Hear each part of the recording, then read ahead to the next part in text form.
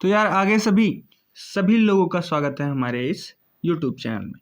तो भैया आज का हमारा टॉपिक है साइक्लिक ग्रुप। हम साइक्लिक ग्रुप को इस पूरे लेक्चर में कंप्लीट करेंगे। साइक्लिक ग्रुप क्या होता है, तो बेसिकली इस साइक्लिक ग्रुप में हम क्या चीज़ें पढ़ने वाले हैं पहले देख लेते हैं। तो साइक्लिक ग्रुप की हम डिफिनीशन पहले तो जानेंगे, फिर उसके बाद हम जानेंगे फाइनाइट और इनफाइनाइट साइक्लिक ग्रुप क्या होता है, फिर हम जानेंगे जनरेटर क्या होता है। ठीक है, वो वाला जनरेटर नहीं, ये अलग जनरेटर है। नहीं तुम समझो वो लाइट वाला जो जनरेटर होता है वो नहीं है। ठीक है, हाँ, स्ट्रक्चर ऑफ साइक्लिक ग्रुप्स। ठीक है,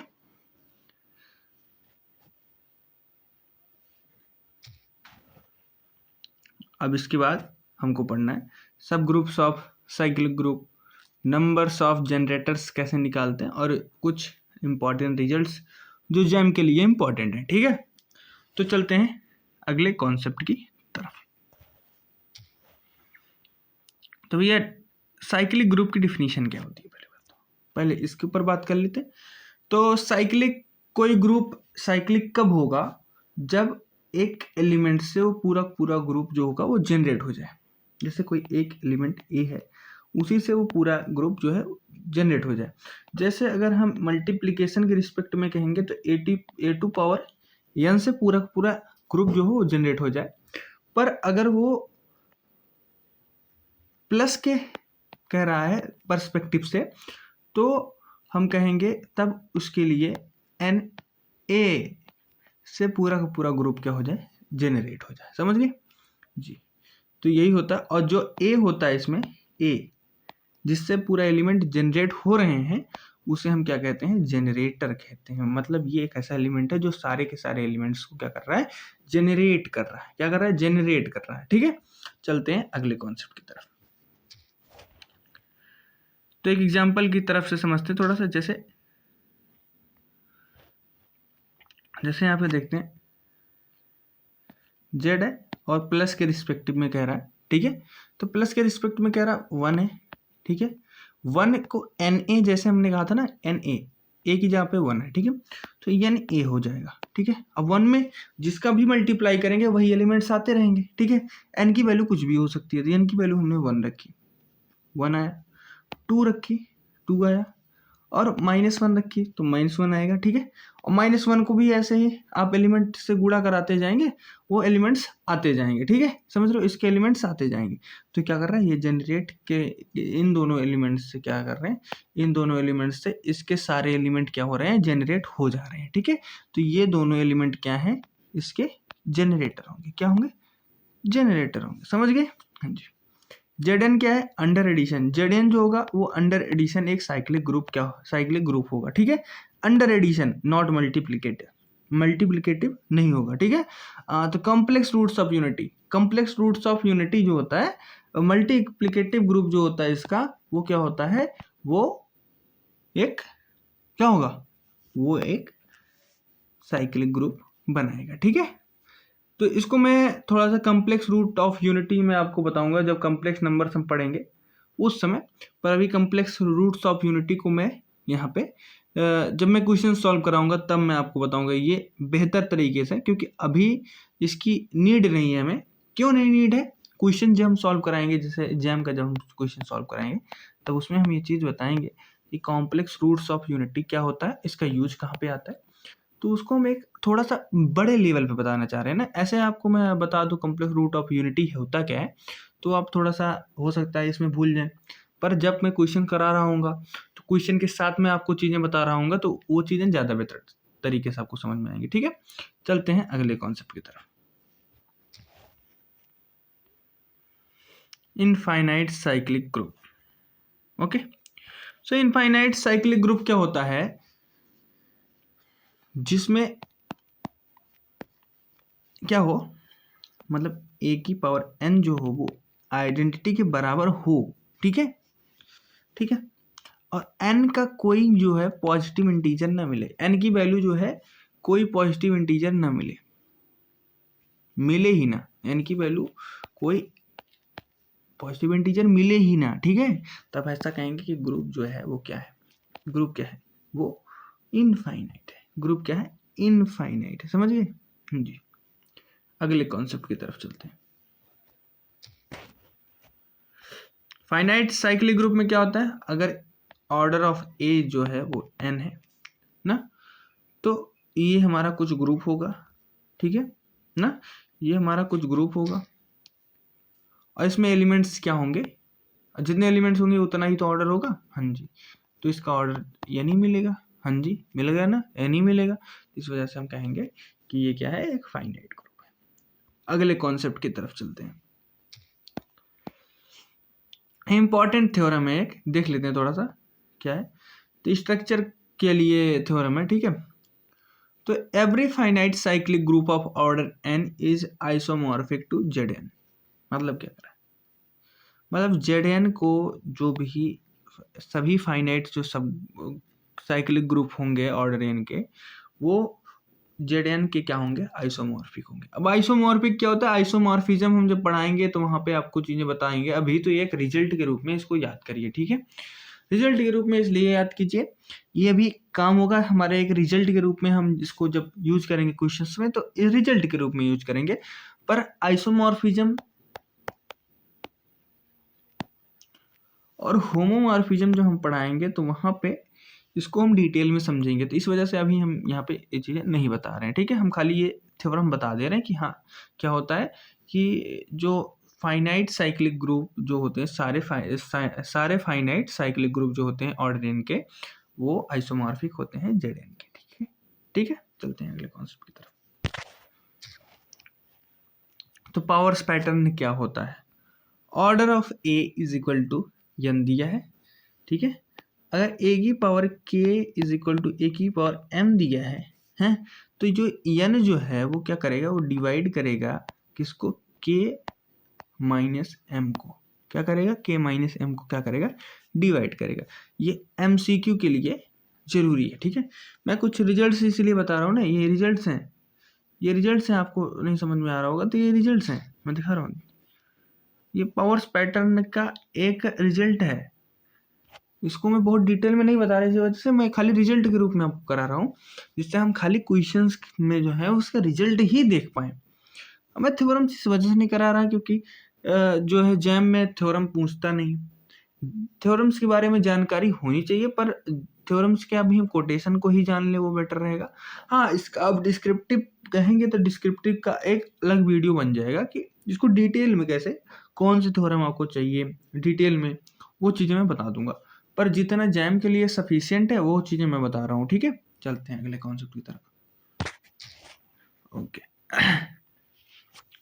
तो जनरेटर की कंडीशन क्या होती है, जनरेटर कोई जो है एक फाइनाइट साइक्लिक ग्रुप जो ऑर्डर n का है, उसमें a की पावर k कब जनरेटर कहलाएगा, जब k और n का GCD क्या है, ग्रेटेस्ट कॉमन डिवाइजर, वो क्या है 1 आ जाए, तो हम ऐसा कहेंगे, क्या कहेंगे कि वो जनरेटर होगा a की पावर के, ठीक है।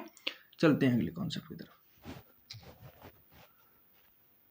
तो नंबर्स ऑफ जनरेटर कैसे निकालते हैं, तो numbers of generator of cyclic group of order n is equal to psi of n, ठीक है, where psi of n is equal to, psi of n क्या होता है यहाँ पे, यूलर टोसेंट फंक्शन होता है, इसको क्या कहते हैं, इस सिंबल को कहते हैं साई, क्या कहते हैं, साई, तरीके से आप साई लिख दीजिए, लेकिन साई बोला जाता है, पर आप इसी रूप से जानिएगा क्या कहते हैं इसको, यूलर टोसेंट फंक्शन, क्या कहते हैं, यूलर टोसेंट फंक्शन, ठीक है।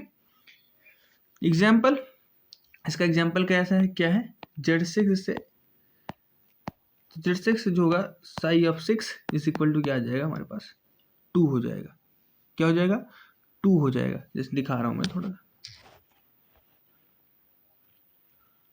ना, साई ऑफ 6 क्या होगा यहाँ पे,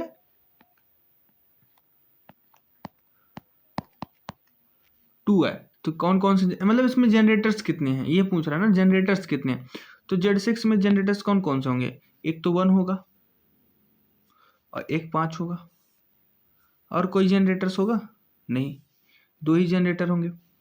जैसे Z6 है, मान लेते हैं Z6 है, ठीक है, ठीक है, अब Z6 है, अब Z6 को उन्हीं के एलिमेंट से मल्टीप्लाई करना है, जैसे 1 ले लो मान लेते हैं, ठीक है, 1 है, 1 को 1 से मल्टीप्लाई किया तभी हमको उसका एलिमेंट मिल गया, ठीक मिला, हाँ जी। 1 को जोड़ने का है ये, क्योंकि Z6 जो है अंडर एडिशन का कह रहा है, ठीक है। तो 1 में हम कितना जोड़ दें, 1 में 1 जोड़ा हमने, 2 मिल गया हमको, ठीक है। ये NA कहा जाता है ना, इसमें NA से जनरेट होते हैं। तो 1 से 1 को गुणा किया 1 आ गया, 1 से 2 को गुणा किया तो 2 आ गया, ठीक है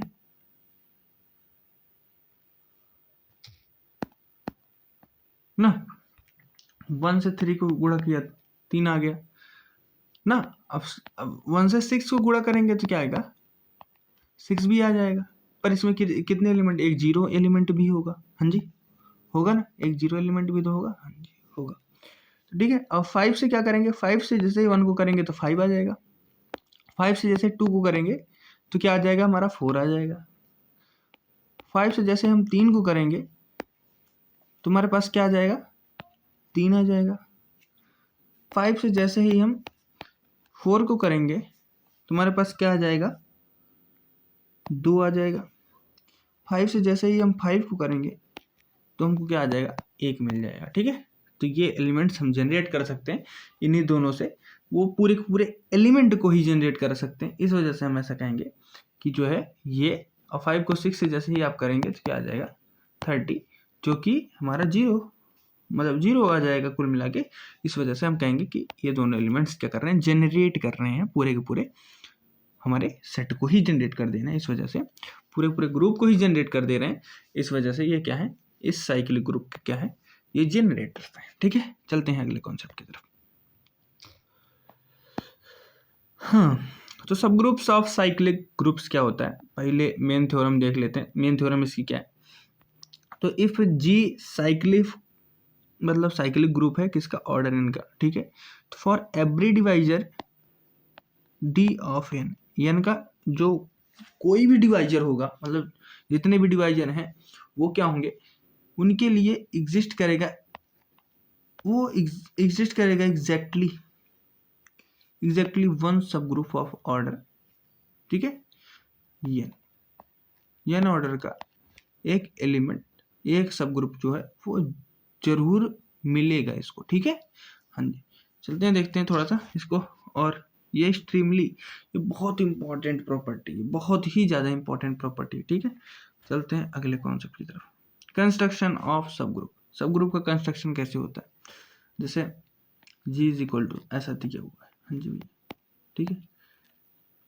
अब हम ऐसा कैसे कहेंगे कि सब ग्रुप ऑफ ऑर्डर डी का जो सब ग्रुप होगा वो इसका क्या होगा, तो उसको हम ऐसा जनरेट करेंगे, a⁴n डिवाइड d, क्या, n डिवाइड d, ठीक है जी। ऐसे इसको हम क्या करेंगे, कंस्ट्रक्शन होता है इसका, ठीक है। एग्जाम्पल्स क्या हैं, जैसे फाइंड ऑल सब ग्रुप्स ऑफ Z8 के हमको सभी सब ग्रुप्स निकालने हैं। तो पहले 8 के हमको डिवाइजर निकालने पड़ेंगे। 8 के डिवाइजर कौन कौन से होंगे, 1 होंगे, 2 होंगे, 4 होंगे और क्या होंगे, 8 होंगे, हाँ जी। 10 इसके कितने सब ग्रुप्स होंगे, इसके सब ग्रुप्स क्या होंगे, 4 सब ग्रुप्स होंगे, ठीक है, समझ गए। की रिजल्ट्स क्या है, बहुत इंपॉर्टेंट प्रॉपर्टी, ठीक है, ठीक। तो इसमें क्या इंपॉर्टेंट प्रॉपर्टी है कि सभी साइक्लिक ग्रुप जो होते हैं वो एबिलियन होते हैं। एवरी सब group of cyclic group is cyclic, मतलब साइक्लिक सब ग्रुप का जो है, जो साइक्लिक ग्रुप का जो सब ग्रुप है, जितने भी सब ग्रुप हैं वो क्या होंगे, साइक्लिक होंगे, ठीक है। इनफाइनाइट सब ग्रुप, साइक्लिक सब ग्रुप जो है वो Z है एक प्रकार का, ठीक है। और फाइनाइट साइक्लिक सब ग्रुप जो है वो Zn है, ठीक है जी ना। एक एग्जाम्पल के रूप में इन दोनों के एग्जाम्पल मैंने दे दिए, ठीक है। चलते हैं अगले कॉन्सेप्ट की तरफ। इंपॉर्टेंट जैम लेवल रिजल्ट्स हैं, ठीक है। तो यहाँ पर रिजल्ट देख लेते हैं थोड़ा सा। If A has order n, ए का ऑर्डर n है और ऑर्डर ऑफ ए के, ठीक है, दिया हुआ जी भैया, तो n, और हम कहेंगे g ऑफ n के, GCD निकालेंगे, ठीक है। ये हमारा होगा एक बहुत ही कॉमन क्वेश्चन, इस तरीके से पूछा जाता है। ठीक है भैया, ए का ऑर्डर n है और एक ए की पावर k का क्या ऑर्डर होगा, तो पहले हम ए की पावर k का जब ऑर्डर निकालना चाहेंगे तो हम क्या निकालेंगे, पहले देखेंगे n और k का क्या करेंगे, जीसीडी निकालते हैं जी, और n से क्या करेंगे, उस चीज़ को क्या करेंगे, n को डिवाइड कर देंगे। ठीक है, समझ रहे हो ना जी। चलते हैं अगले कॉन्सेप्ट की तरफ। एक और रिजल्ट है इसमें, ये रिजल्ट है if G cyclic group of prime order P. Prime order P का जो है एक जी साइक्लिक है, साइक्लिक सब ग्रुप साइक्लिक है, ठीक है, साइक्लिक ग्रुप है, जी एक साइक्लिक ग्रुप है प्राइम ऑर्डर पी का। ठीक है, तो every non identity element is generator, मतलब तो इसका एवरी नॉन आइडेंटिटी एलिमेंट जो होगा, अगर कोई प्राइम ऑर्डर पी का कोई एक साइक्लिक ग्रुप है तो इसके खाली आइडेंटिटी एलिमेंट को छोड़ के जितने भी एलिमेंट्स होंगे वो क्या होंगे, इसके जनरेटर होंगे। ठीक है, ये एक ये एक रिजल्ट है। तो अगर कहीं मिल गया मान लो प्राइम ऑर्डर, ठीक है, प्राइम ऑर्डर मिल गया तो हम ऐसा कहेंगे भैया जो आइडेंटिटी है, पहले आइडेंटिटी को देख लेंगे, तो उस आइडेंटिटी के अलावा जितने भी एलिमेंट होंगे वो क्या होंगे, इसके जनरेटर होंगे। ठीक है, चलते हैं अगले कॉन्सेप्ट की तरफ।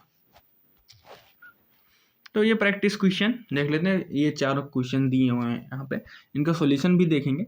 तो पहला हमारे पास है कि Z10 का हमको क्या करना है, निकालना है जनरेटर्स, तो जनरेटर्स निकालने हैं। ठीक है, और find order of A cube, ये निकालना है। ठीक है, हाउ मेनी सब ग्रुप्स डज साइक्लिक सब ग्रुप ऑफ ऑर्डर 24। ठीक है, और उसके बाद is every cyclic subgroup cyclic होते हैं कि नहीं, एबिलियन सब ग्रुप जो होते हैं वो एबिलियन ग्रुप जो होते हैं वो साइक्लिक होते हैं कि नहीं। तो देखते हैं इनके रिजल्ट्स। ठीक है, हम इनको इसीलिए समझा रहे हैं, थोड़ा सा डिटेल में आपको समझाने की कोशिश की रहे हैं, नहीं तो रिजल्ट तो निकालना बहुत आसान था। ठीक है, जैसे फाइंड क्या करना है, Z10 के सभी एलिमेंट को हमको फाइंड करना है जी भैया।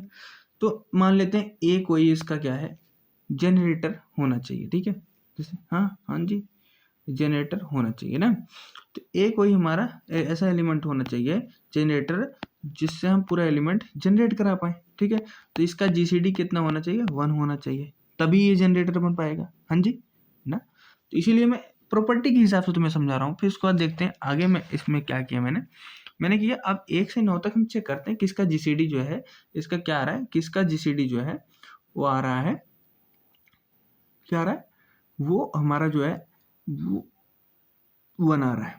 ठीक है, तो 1 का जैसे 1 ए की जगह पे हम 1 रखा तो उसका जीसीडी 1 आ रहा है, 2 रखा तो भैया जीसीडी 1 नहीं आएगा। ठीक है, 3 रखा हमने जीसीडी तो 1 आएगा। ठीक है, 4 रखा तो 4 का ना 7 का जीसीडी 1 आया भैया। ठीक है, और 8 का जीसीडी नहीं, फिर उसके बाद 9 का, तो इसमें कौन कौन से एलिमेंट जो है, एक तो हमारे पास 1 बच गया, एक 3 हो गया, एक यहाँ पे 7 हो गया, एक 9 हो गया। तो ये 4 एलिमेंट्स जो मिले, ये चारों एलिमेंट्स जिनका जीसीडी क्या हो रहा है, इनका और ए कॉमा यानी कि 10 का जो जीसीडी है वो क्या आ रहा है, 1 आ रहा है। ठीक है, तो ये चारों एलिमेंट क्या होंगे, इस ग्रुप के क्या होंगे, जनरेटर्स होंगे। ठीक है, जनरेटर्स होंगे। ठीक है, मिल गया। अगले कॉन्सेप्ट की तरफ चलते हैं।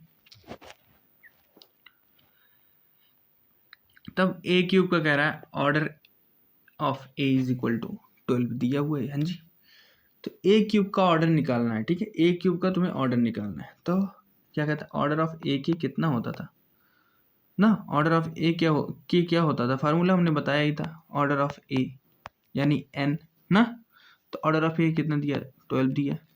अब जीसीडी निकालते हैं। अब ऑर्डर ऑफ ए कॉमा के का हमको निकालना है जीसीडी जी भैया ना, तो निकालना है ना, तो के की वैल्यू जो है वो कितनी है, 3 है ना, के की वैल्यू यहाँ पे 3 है ना। हाँ, तो 12 और 3 का जैसे ही हमने जीसीडी निकालने की कोशिश की तो हमारे पास जीसीडी आया 4, क्या आया, 4 आया ना, जीसीडी तो हमारा 4 आया जी भैया, 4 आया, तो जीसीडी हमारा 4 आया। तो ऑर्डर ऑफ ए हमारे पास कितना दिया हुआ है, ऑर्डर ऑफ ए हमारे पास दिया हुआ है 12 ना। हाँ जी, नहीं 12 और 3 का जो जीसीडी आया ज़्यादा से ज़्यादा कितना बड़ा हो सकता है, 3 ही तो होगा इसका जीसीडी, 3 होगा ना, हाँ क्यों होगा 3, मतलब ग्रेटेस्ट कॉमन डिवाइजर। अब 3 और 12 को कौन सी ऐसी एलिमेंट है जो दोनों को सबसे हाईएस्ट ऐसा कोई नंबर जो इन दोनों को काट दे। तो इन दोनों को 3 ही ऐसा एक नंबर है जो दोनों को काट सकता है, ठीक है। तो 3 ही इसका क्या होगा, जीसीडी होगा, समझ गए। हाँ, तो फिर उसके बाद अब यहाँ पे ऑर्डर ऑफ ए क्या है, 12 है। अब इसका जीसीडी कितना निकला, 3 निकला। तो इसका हमारे पास वैल्यू क्या आ जाएगी, ऑर्डर क्या आ जाएगा, 4 आ जाएगा, ठीक है। इसी तरीके से इसको हमने सॉल्व किया। अगले कॉन्सेप्ट की तरफ चलते हैं, ठीक है। हाँ जी, तो यहाँ पे तीसरा क्वेश्चन है भैया, तीसरा क्वेश्चन दिया हुआ है यहाँ पे, ठीक है। तो हाउ मेनी सब groups does uh cyclic subgroup, cyclic of order 24। तो भाई सीधी सी बात है, उसके डिवाइजर जितने होंगे उतना निकालना पड़ेगा। डिवाइजर हम निकालेंगे तो 24 के कितने डिवाइजर्स होते हैं, तो 24 के डिवाइजर्स होते हैं 1 2 3 4 6 हैं, 8 और 12 और 24। तो कितने डिवाइजर्स हैं, 8 डिवाइजर्स हैं। 8 डिवाइजर्स हैं, इसका मतलब क्या है, उतने नंबर क्या होंगे, सब ग्रुप होंगे, उतने ही सब ग्रुप होंगे, ठीक है, समझ गए ना।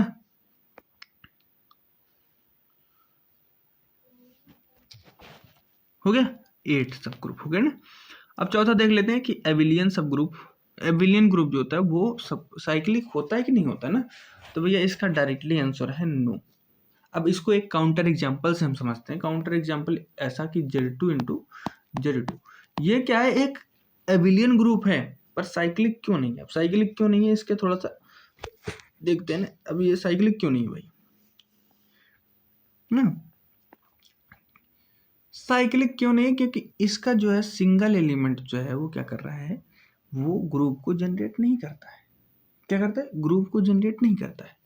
जैसे जैसे हमने लिया 0, अरे यार हाँ, लिया 0 1 एंड 1 0, हाँ जी, ये दो एलिमेंट लिए हमने, ठीक है, हाँ जी ना, 0 1 और 1 0, ठीक है। अब इनको जोड़ोगे तो ये 1 1 आ जाएगा, ये 1 आ जाएगा ना, ऐसे 1,1 ज़्यादा से ज़्यादा मैक्सिमम कितना गया, ये तो गया। पर ये साइक्लिक पूरा एलिमेंट वो फिर से जनरेट कर पा रहा है, नहीं कर पा रहा है ना।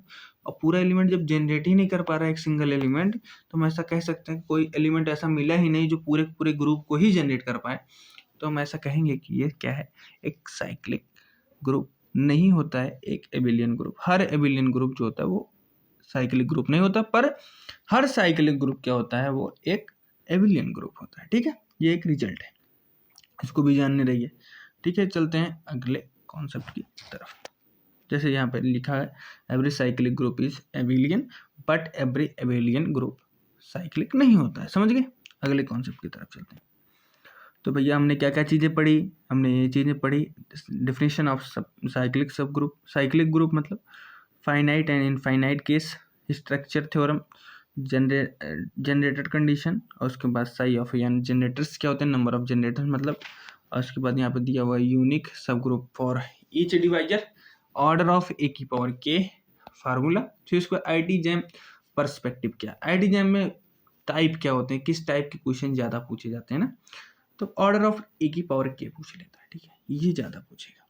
या फिर नंबर ऑफ जनरेटर्स निकालना ज़्यादा पूछ लेता है, या फिर नंबर ऑफ सब ग्रुप्स निकालना पूछ सकता है, या निकाल सकता है फाइंड ऑल सब ग्रुप्स ऑफ, ठीक है, ये पूछ सकता है, ठीक है।